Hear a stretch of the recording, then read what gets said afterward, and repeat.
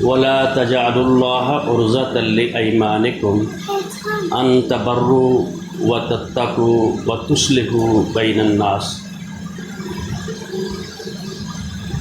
ولا تجعلوا الله عرضة، ایسی قسمیں نہ اٹھاؤ، قسمیں تجھے ایسے نہیں اٹھانی کہ میں نے نیکی نہیں کرنی۔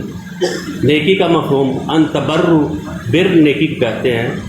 بر کوئی بھی کام، یعنی اپنے کسی رشتہ دار سے سلام دینا، کسی سے ملنا، کسی تعلقات قائم کرنا، کسی کے ساتھ رشتہ داری کو قائم رکھنا، یہ قسم تم نے نہیں اٹھانی کہ میں نے سلام فلاں شخص سے نہیں لینی۔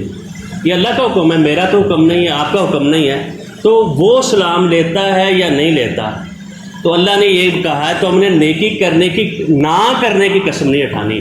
وَلَا تَجْعَلُوا اللَّهَ عُرْضَةً لِأَيْمَانِكُمْ، اپنی قسم اس طرح کی نہ اٹھاؤ کہ میں نیکی نہیں کروں گا۔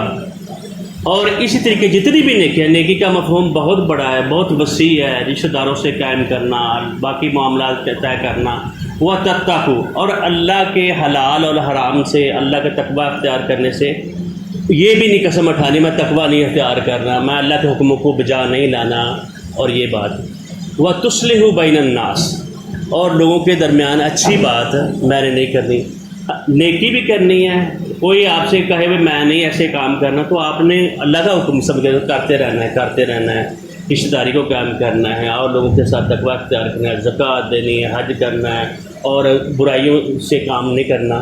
تو اللہ تعالیٰ یہ کہتے ہیں میں سن بھی رہا ہوں اور جان بھی رہا ہوں، واللہ السمیع علیم، اللہ تعالیٰ سن بھی رہے ہوتے ہیں، جان بھی رہے ہوتے ہیں۔ کوئی آپ سے بولے، کوئی نہ بولے، لیکن آپ نے وہ نیکی والا کام کرتے رہنا، اس کے بارے میں قسم نہیں اٹھانی۔ یہ مختصر سی بات سی، میں نے کہا ایک ایت کا ترجمہ بتا دو آپ کو۔